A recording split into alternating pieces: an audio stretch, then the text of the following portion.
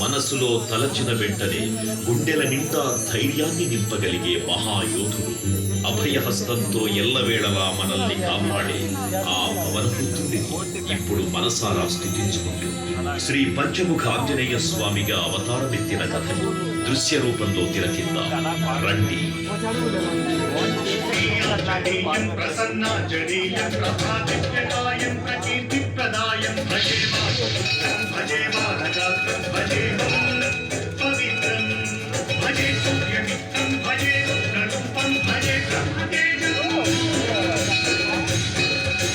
అది రామాయణ మహాయుద్ధం భీకరంగా సాగుతున్న తరుణం. శ్రీరామచంద్రుని సారథ్యంలో వానర సైన్యంతో విజృంభిస్తూ లక్ష్మణస్వామి తనతో పోరాటం చేస్తున్న రావణుడి కుమారుడు ఇంద్రజిత్ తలని బాణంతో ఒక్క వేటుతో వేరు చేశాడు. ఇంద్రజిత్ మరణ వార్త విన్న రావణుడు ఆవేశంతో ఊగిపోయాడు. ప్రతీకారం కోసం పాతాళ లోకాధిపతి తన సోదరుడు అయినటువంటి మహిరావణుడి సహకారం కోరాడు.